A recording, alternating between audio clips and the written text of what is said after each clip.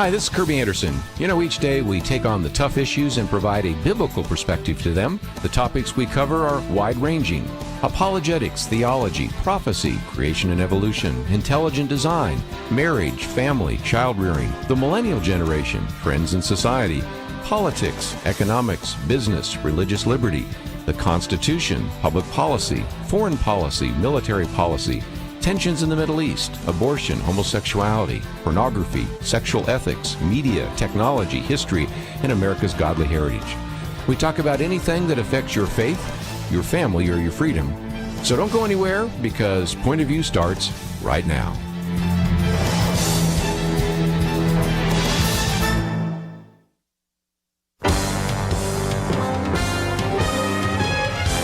Across America, live.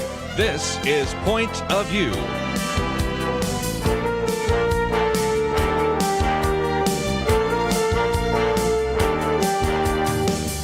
And now, Kirby Anderson. Thank you for joining me. It is the Monday edition of Point of View, and yes, I'm back in the studio.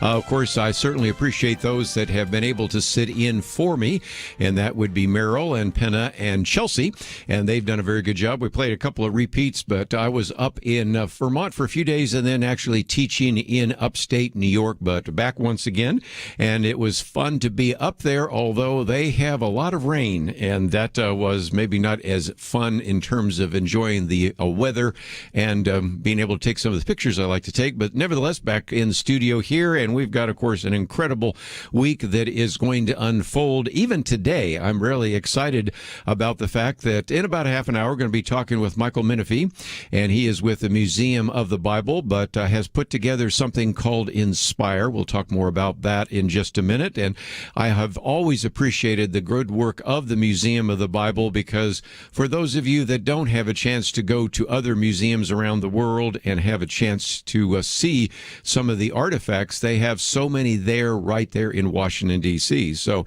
even yesterday, as I was asked to teach on archaeology again, which is a topic I've done before, and add some new material, I at one point showed a slide of the Isaiah scroll and said, now, if you ever go to Israel, they have it all unfurled, and it's just incredible to see all of that, which comes from the Dead Sea Scrolls. But I said, if you can't make it to Israel, well, you can hopefully make it to Washington, D.C., and they have a actually completely accurate facsimile of that in the Museum of the Bible. So anyway, we'll spend some time talking with him later this hour. Next hour, very excited about this new book by J. Warner Wallace. Of course, I always enjoy him anyway, but this new book, Person of Interest, Why Jesus Still Matters in a World That Rejects the Bible, might be kind of his magnum opus, because instead of it just being, and this would be good enough, all the good arguments that he always uses in terms of how we can make the case for Jesus being the Son of God, and for the Bible, and for apologetics, and for the defense of the Christian faith,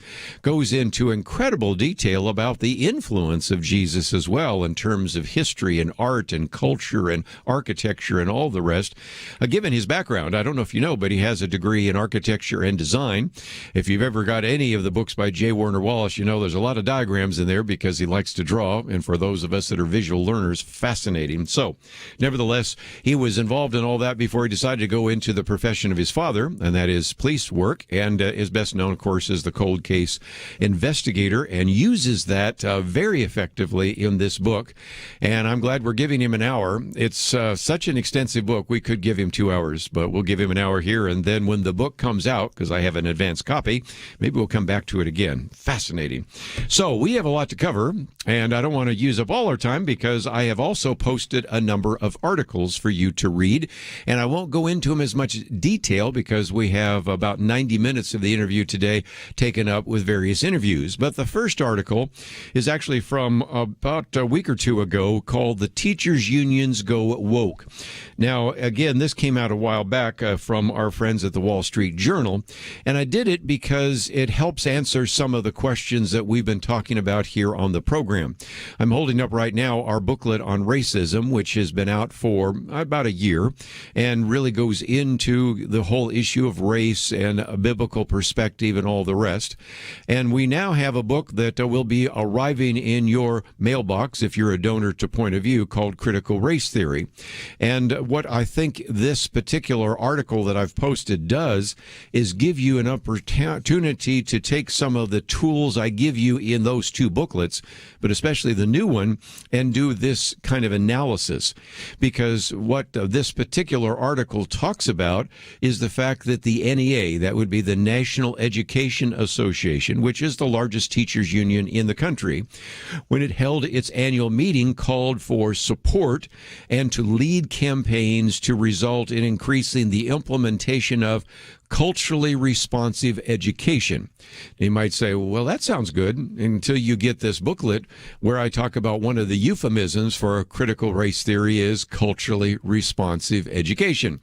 Also, they do go on to say we also not only support culturally responsive education, but also critical race theory. So there, the cat's out of the bag. Ethnic studies curriculum all the way from kindergarten through the 12th grade and then in higher education. Now, why is that important before I get onto the second page of this article? Well, it's important because up until recently, we've been told that, you know, we're not teaching critical race theory in the schools. You guys are just making this stuff up. This is some kind of Christian right boogeyman or Republican boogeyman or something like that. As we pointed out when I was on the air just before I left town, you had 4,000 individuals who are teachers say, no, we are dedicated to teaching critical race theory in the grade schools, middle schools, and high schools. So that kind of sets aside this argument, no, we're not teaching this. As a matter of fact, the delegates went on to lobby for, quote, professional development around cultural responsiveness, implicit bias, anti-racism, trauma-informed practices, restorative justice practices, and other racial justice trainings. And they want that to go to all school employees.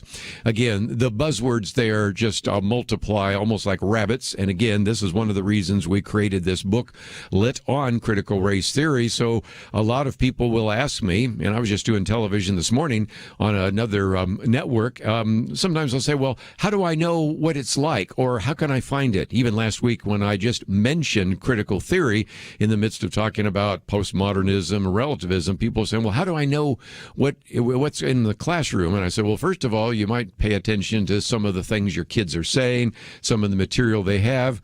And over this last year, because of Zoom calls, I think a lot of parents having a chance to listen in to some of the education said, whoa, is this what we're actually covering in the schools?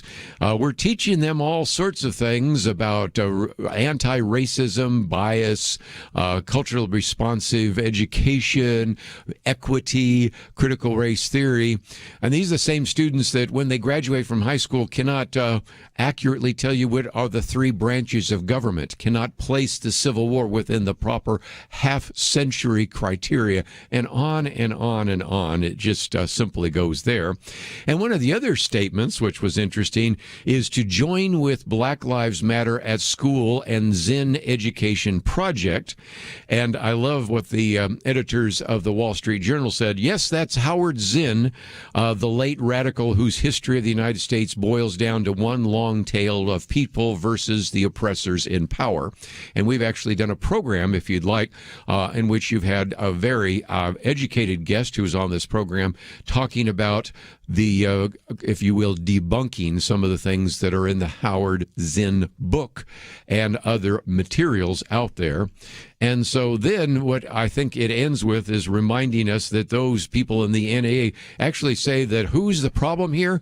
Well, it's the parents, because they're assaulting free speech and saying, this comes now from the American Federation of Teachers, the president, Randy Weingartner, saying that these culture warriors are labeling any discussion of race, racism, or discrimination as critical race theory. And they're arguing that actually parents don't want racism or slavery to be taught. I have some news for them. We actually want it to be taught more. This truncated view that is taught so often about slavery ends up giving kids the erroneous belief that racism and slavery originated only in the United States, and we've never done anything about it. We'll be right back.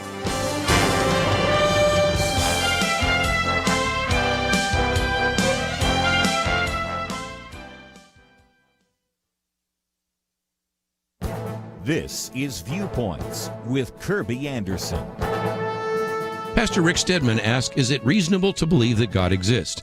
He says that it is because of zombies, superheroes, music, sports, and science. That is the premise in his book, 31 Surprising Reasons to Believe in God. He begins his book by telling a true story of a family on rural property in Northern California. They found a rusted can by a tree. They ended up finding 8 cans containing 1,400 gold coins worth an estimated $11 million. Asked if they had any clue of the treasure, they realized in hindsight, seeing a tin can tied to the tree where the wood had grown around the can. There was a clue to the treasure, but they just didn't see it. Rick Stedman says that we have many more clues of God's existence, and we often do not see those. For example, our culture has this fascination with superheroes and fantasy movies. You would think that in a society that has become so secular, popular interest in supernatural heroes would have diminished. In fact, our current interest illustrates the spiritual longing within all of us. In his section on yearning for a better world, he talks about how even non-believers believe human trafficking is a vile evil that must be stopped. This provides common ground for discussion, and it challenges the secular idea that all morals are temporary and inventions of culture. Our universal rejection of such evil argues for a transcendent standard. In another section, he talks about the glory of the universe, mathematics, and the scientific method. Each of these, in different ways, argues for something more than the natural world and point to the existence of God. This is a book that will encourage your faith, but it is also a book you can give to your non-Christian friends who have never thought about the clues around them that point to God. I'm Kirby Anderson, and that's my point of view.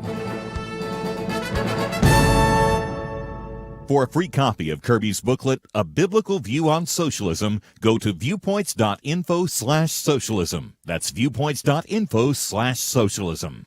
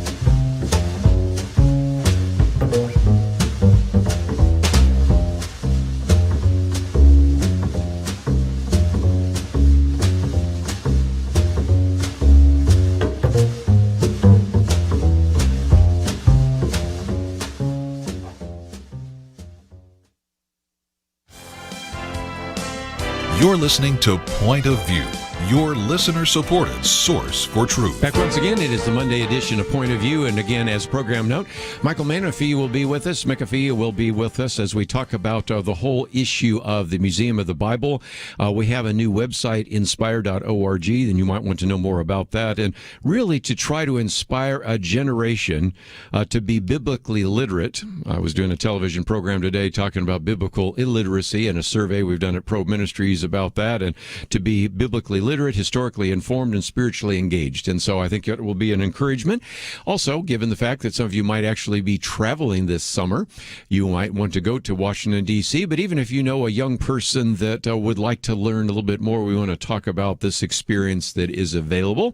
And then, of course, we'll be talking in the next hour with our friend J. Warner Wallace, because we want to not only let you know and help you know how to articulate a biblical worldview, but also to know how to defend one.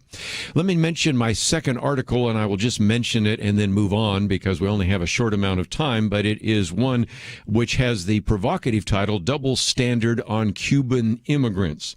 Now, we have probably already mentioned what is going on in Cuba.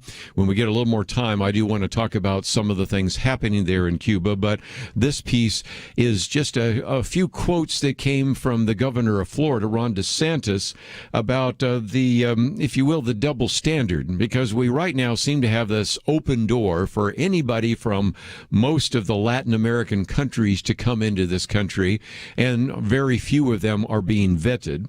And then the other day, you hear that there was a requirement from at least one person in the administration to have to come out and say, and I'm sure he may have done it somewhat begrudgingly, that if we have Cuban immigrants, they're not welcome.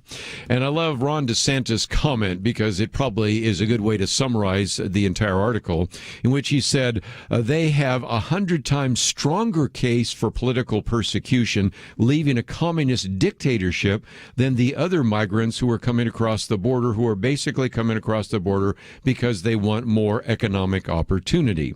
Now, you might say, well, why would this be that on the one hand, we seem to have a welcoming door and an open door and a welcoming attitude towards those people coming, say, from Central America, even South America? Well, it's because those are assumed to be Democratic voters. But if you know anything about the history of the Cuban voters, those who came from Cuba either legally were able to get here or came over on a raft in shark-infested waters and landed in Florida. And, of course, if you've ever been in Miami and go to Little Havana and places like that, they are almost always overwhelmingly Republican. So you can see the double standard. And I thought I would at least post that article. It goes into more detail, but I'm going to keep the train moving down the road to get to my third article, and this is by Victor Davis Hanson. You know, the other day I was talking to someone up in upstate New York, and they were talking about some of the people we like, and I said, you know, it's been kind of interesting to me. I don't set out to pick a Victor Davis Hanson article, but so many times as I'm scanning for various articles that kind of give an insightful look, I end up picking his, and this is one good example where he has the title, Democratic Party Won't Admit It's Become a Party of Wealth. And it's not important whether or not there is more money in the Republican Party or the Democratic Party. What is important is that there has been this meme, there has been this theme, there has been this propaganda that basically the Republican Party is just full of wealthy CEOs and country club executives and the rest. And yet, as we have tried to point out on this program, going back almost now 2 decades, that simply is not the case. He does, because he's living in California, point out that even if you look at California, it is bifurcated in that you have the progressive coastal elites with some of the highest incomes in the nation. And then you have the more conservative north and central interior, where nearly a third of the population lives below the poverty line. And so he points out that what you really need to do is, if you want to understand political persuasion and a number of other issues, is look at class. And he points out that why are we talking about class? He says, first, we're watching a historic change. The two parties are switching, as he says, constituents. Some 65% of Americans making more than $500,000 a year are Democrats, and 74% of those who earn less than $100,000 a year are Republicans. So you can see where that is going. You can take it in terms of what I have written about in this little booklet that we've made available to you, which has the title America Realignment, because you see the remarkable realignment of America. In 2018, he points out that Democratic representatives were in control of 20 of the wealthiest, all 20 of the wealthiest congressional districts. In recent presidential primaries and in the general election, 17 of the 20th zip codes gave more money to Democratic candidates than to Republicans.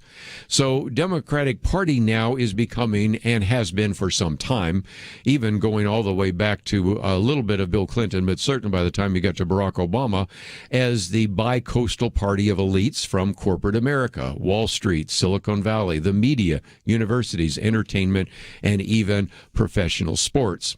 So he points out then that the Democratic Party, though, always likes to talk about being the party of the poor, although it's becoming less of that all the time. And he says the Democratic Party does not wish to admit that it has become the party of wealth. And so that's why no longer are they talking so much about class, because class is fluid, as we can see over the last, say, 30 or 40 years, but race is immutable. So by fixing on race, they believe that they can divide America into a permanent class of victimizers and victims.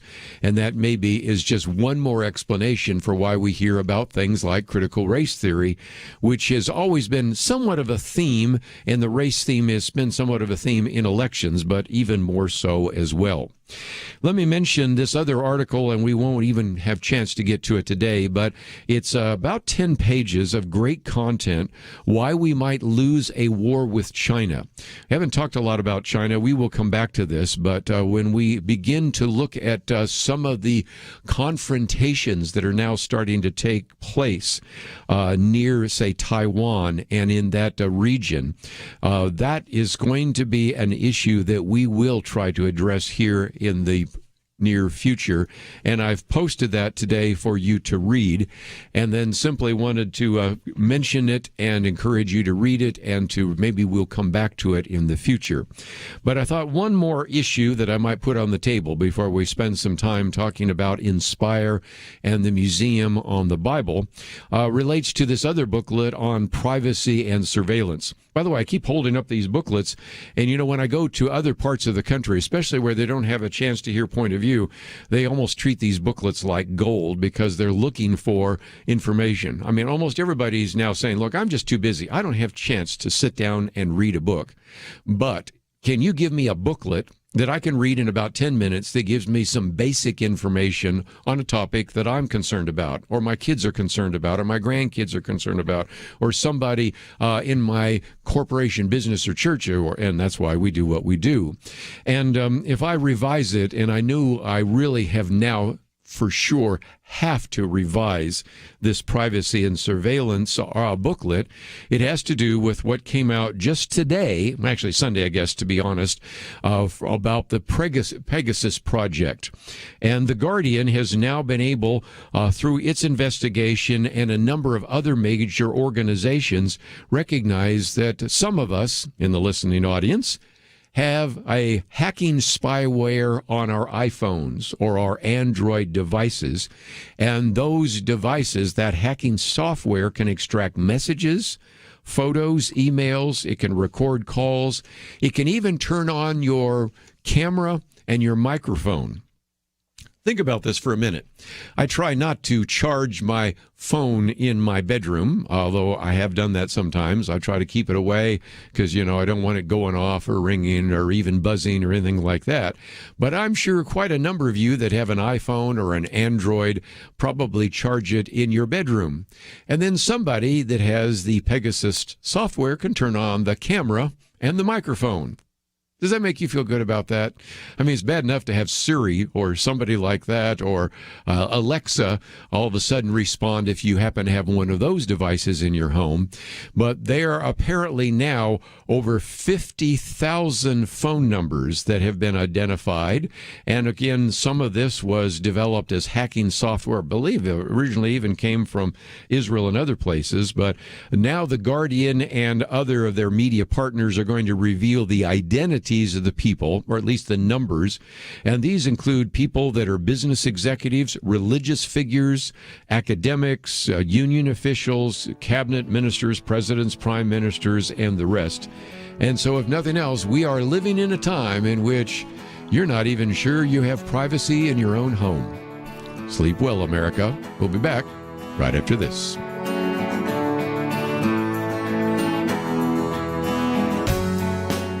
We live in a digital generation.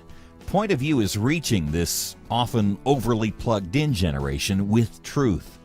You can keep up with us 24 hours a day using your phone, your tablet, your laptop, or your desktop. Search for the Point of View Radio Talk Show on Facebook, where you can keep up with today's issues, learn about current and upcoming guests by liking us on Facebook. Also, follow us on Twitter. Our handle is Point of View RTS. That stands for Point of View Radio Talk Show. Learn, interact, make a difference with Point of View using new media. And here's one way you can make a big difference. Help us increase our reach by spreading the word among your friends. Share a Facebook post. Tag us in a tweet. With enough joining us to plant seeds, we'll see a tremendous harvest. Come on, it only takes a minute. Search for Point of View Radio Talk Show on Facebook, at Point of View RTS on Twitter, and subscribe to the Point of View Radio Talk Show channel on YouTube. Learn, interact, share. The Point of View Radio Talk Show. Point of View will continue after this.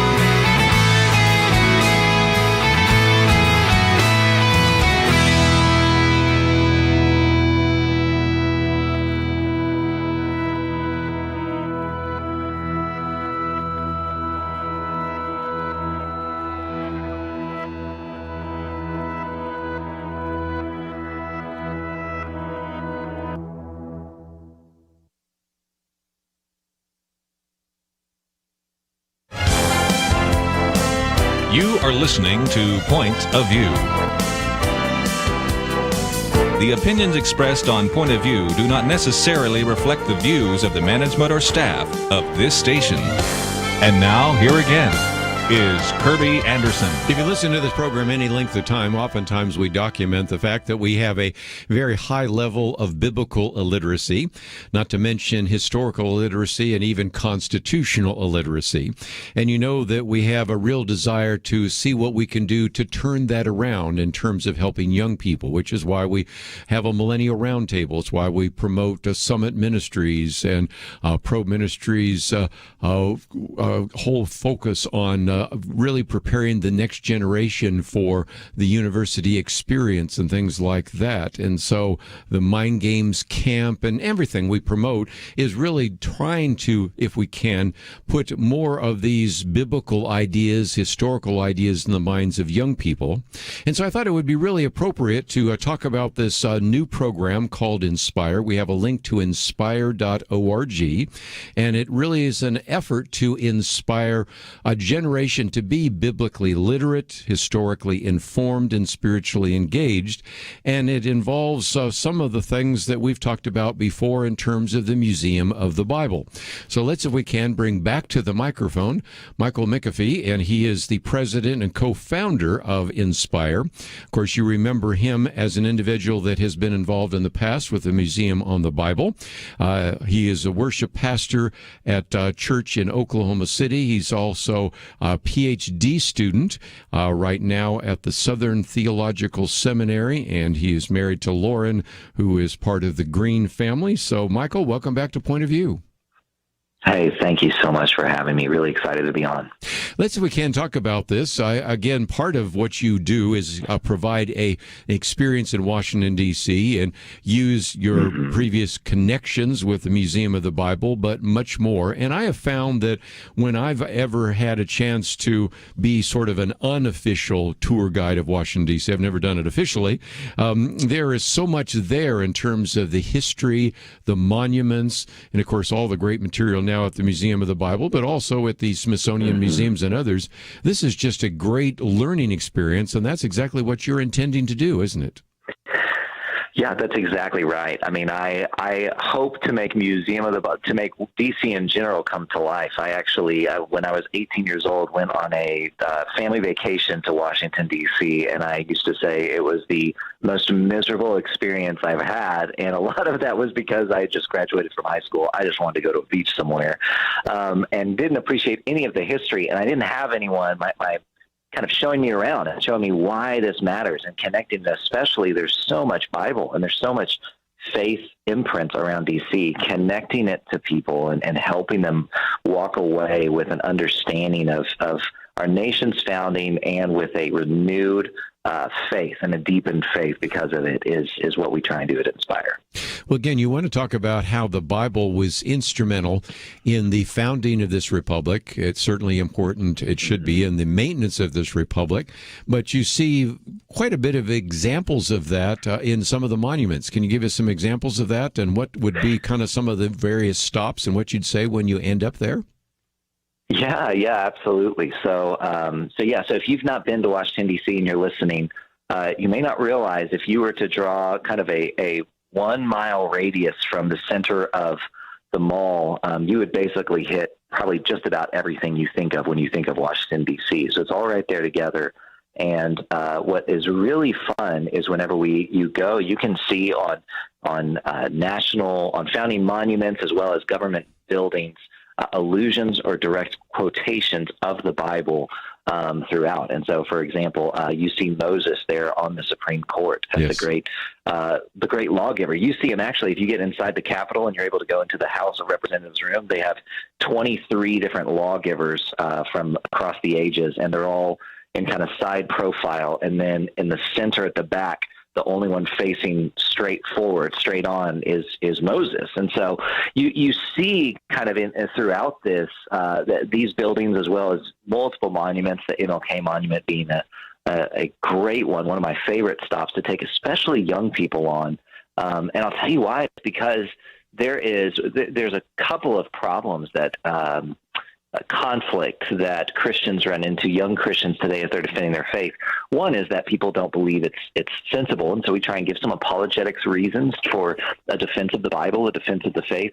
But the other being, well, even if all that's true, it's not been good for mankind. Well, you look at someone like Dr. Martin Luther King, who had this undeniably good impact on the world. No one argues whether or not his cause was just. And yet the reason he was really tasked and commissioned to be the leader of the civil rights movement was because he was a preacher. His doctorate was in systematic theology, and he utilized those kind of preaching techniques to help rally people and appeal to the scripture, to help appeal to a better world where people are judged by the not by the color of their skin, but the content of their character. So that's my favorite, is to take students there and help see their eyes open as they realize that this person that didn't live that long ago made an enormous positive contribution to society that everyone, secular and Christian, would agree on, and did it specifically because they were familiar with the Bible. You know, you said something in passing that's worth mentioning again, and that is that we have certainly found, and even in the most recent surveys that Pro Ministries has done of over 3,000 individuals, that your generation and younger generation, oftentimes, if they don't come from the church, tend to wonder not only if the Bible is true, if Christianity is true, but if Christianity is good. And you kind of just said that in passing, and it's certainly a key aspect of that. But give us an idea what this looks like, because you have an opportunity, and we again have a link to inspire.org. So I encourage people to go there to maybe not only have individuals listening to this, but churches and other organizations that could put together something like this to actually, for a limited amount of financial resources, be able to provide a life-changing experience for some of these young people.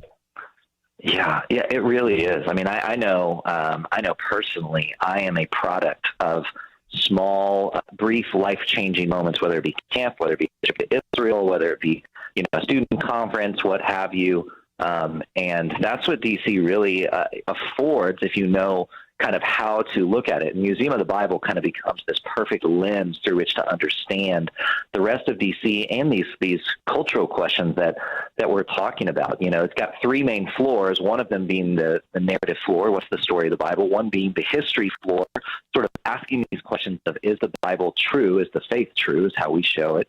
And then finally the impact floor of showing, has it had this positive contribution to society? Is it good? Asking. And so for us, being able to take groups through, any church or any individual that has a kind of a small network. I mean, we've done trips as small as 12 people, as many as 80. We've done it for as short as a 1-hour tour of the museum, all the way to a full week. And so we kind of are able to customize based on time, as well as how much time people want to spend kind of doing programming, looking at museums, how much they just want to have some free time to relax. So we would be happy to begin a conversation with anyone listening that'd be interested in taking a group, and we can make it a lot more affordable than you might realize. One of the questions I'm sure people are going to have, and of course I'll open up for questions people might have, 1-800-351-1212, is are there a sort of a minimum number of days or resources? Because obviously, I hate to admit it, but hotels and meals in Washington, D.C. a little more expensive than, say, some places where we broadcast right now. No, that's exactly right. Yeah, no, we recommend a 3-day trip. And so certainly there's so much you can see. If you can stay a full week, man, we have a great guided experience. We can take our time a bit more. And if you're already planning a trip and all you have is a day, we can give you a blitz tour of the museum. That would be significant. But we love giving kind of those 3-day, like, weekend trips. That keeps it to 2 nights in a hotel, because you're right, it can get pricey. But the good news is once you get into a hotel, everything else around DC, most of the experiences that we do are free, or Inspire helps to get a reduced rate on MOTB memberships and things like that. One of the things I always suggest to people to do is if you know you're going to go and tie it in, maybe you can help them out. See if you can contact your member of Congress, because sometimes you can get a tour of Congress, you can get a tour of the White House, a number of other things in addition to that. But we're going to have to go to a break. When we come back, I thought we might talk a little bit more about the Museum of the Bible in just a minute. One, because, of course, you've been so involved in that. But two, because it illustrates, again, why I encourage so many people to go and spend some time there. Even as I mentioned before you came on the air, yesterday I was speaking in my own Sunday school class on archaeology, because some individuals wanted me to address that issue, and I had a picture on one of the slides of the scroll of Isaiah. And I said, now, if you can make your way to Israel, you'll be able to see the original.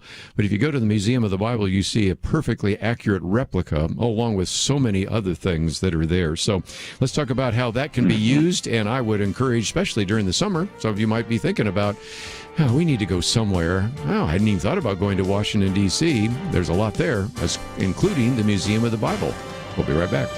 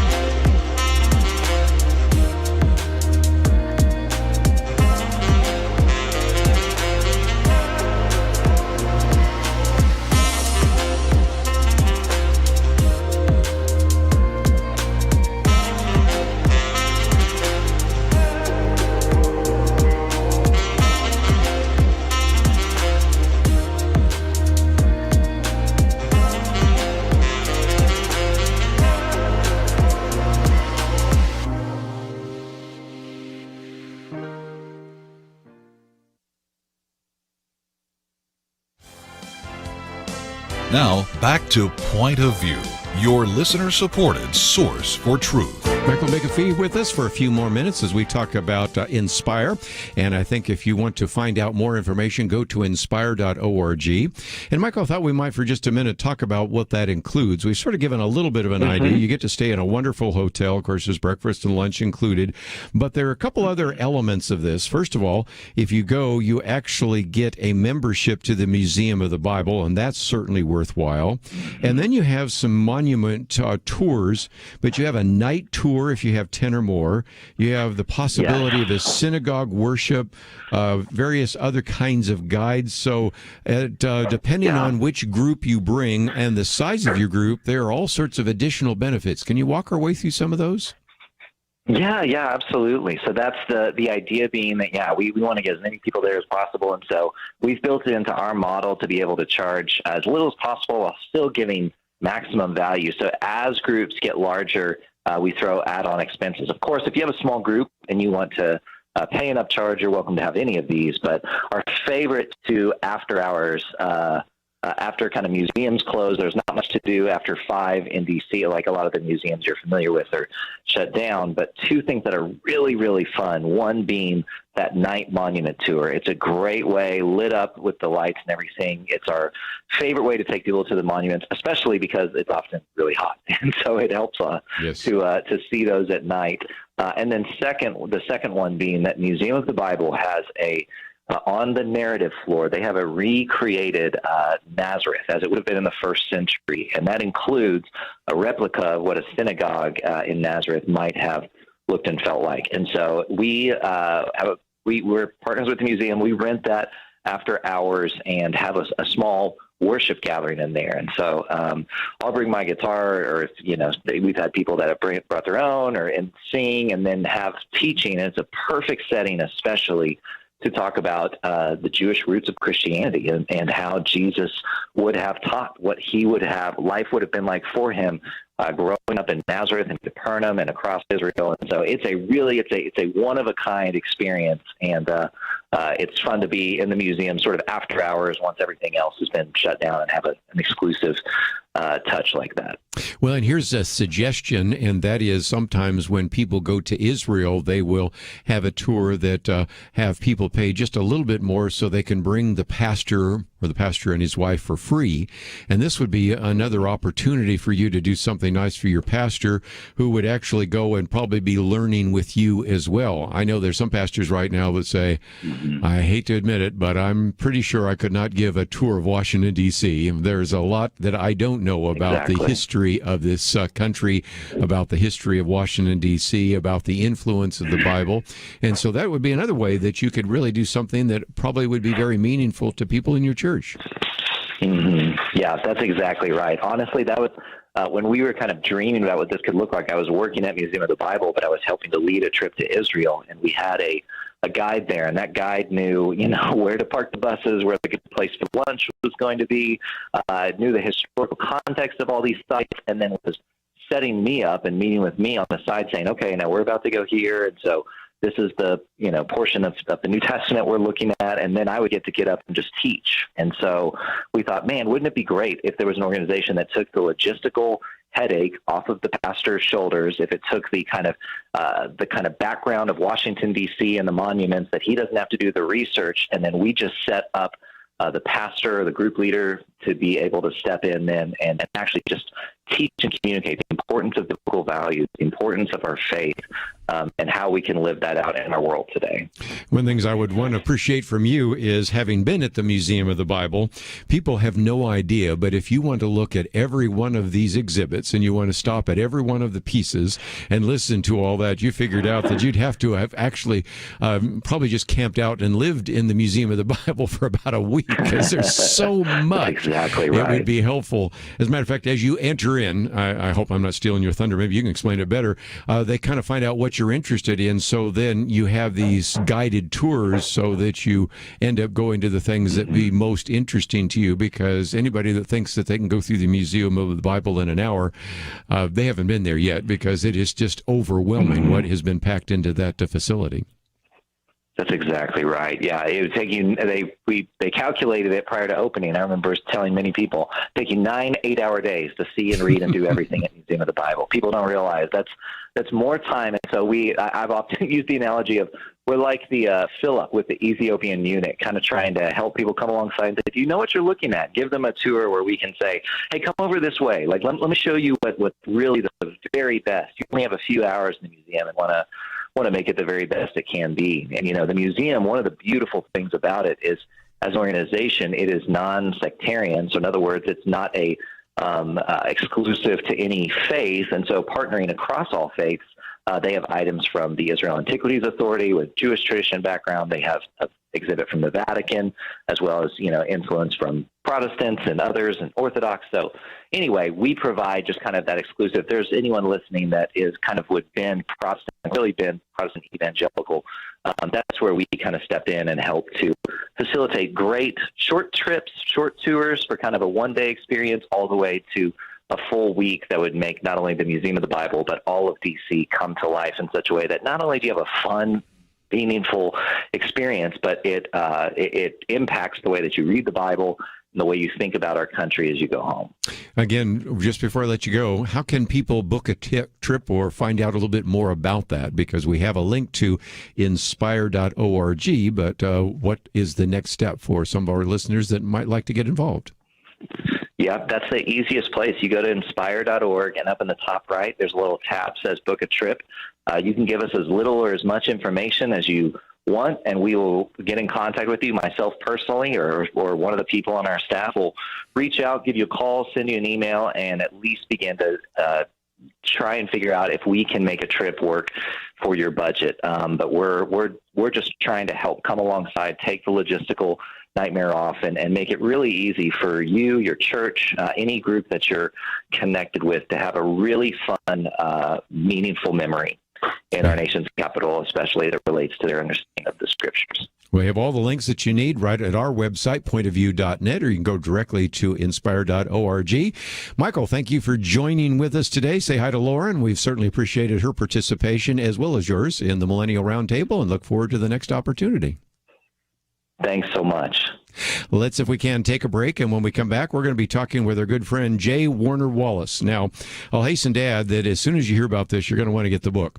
I've got an advanced copy, but it's not coming out right away, but we wanted to do the initial interview, and then maybe we'll even do a follow-up interview when it does hit the bookstores, but you would certainly want to get information about this, and if you've been following him, as I do on Facebook, he's already providing lots of other material in addition to the book that you can find out about, so we will have a link to his website.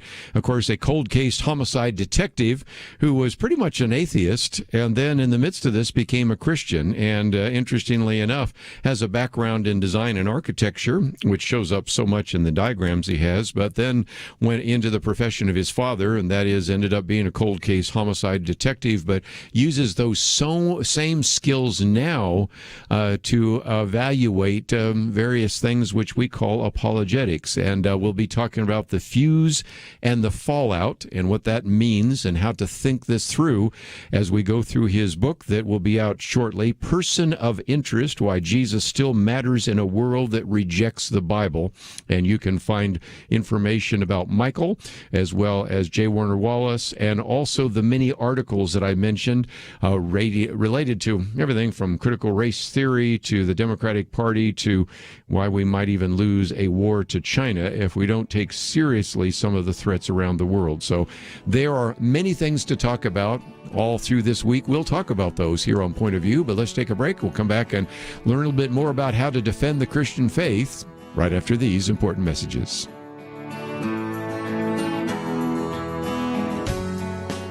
Having civil conversations about important issues seems to be harder and harder. Various media outlets tell people what they should believe, why they should be outraged, and getting people to actually think, well, it can be difficult. Whether it's the gospel, tax issues, social policy, or just about anything else, you need to have solid information and clear thinking to address the hard issues. You need God's truth applied. And that's what you get in less than 2 minutes with Point of View's Viewpoints Commentary, a daily resource to help you be informed and think through the things we need to be talking about. It is free and will arrive in your inbox each day when you visit pointofview.net/sign-up. Sometimes we know we should say something, but we're silent because we're not quite sure what to say. Viewpoints Commentary can help you break the silence and change the narrative. It can make you a more equipped agent for truth. Get your free subscription to the Viewpoints Commentary at pointofview.net/sign-up. pointofview.net/sign-up. Point of View will continue after this.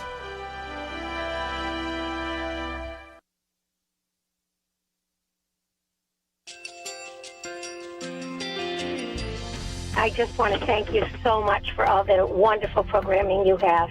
You're just absolutely fantastic. I recently started listening to Point of View, and I really found it interesting because of the different subjects you cover. Thank you for that. I really appreciate everything that you do in keeping us informed. Thank you, Kirby, for everything that you have been doing. I appreciate all the work that you're doing, advocating for the Word of God. Thank you so much. Point of View, I think, is absolutely necessary because it's a Christian perspective, a biblical worldview perspective, and receive very current, up-to-date information about what is really going on, week to week in our culture, which is changing so rapidly, and yet it's morally sliding backwards. Yeah, I'm just, first of all, I thank you guys. Y'all's program is wonderful, and enjoy it every day. I learn so much every time I listen to it. Point of View Radio Talk Show.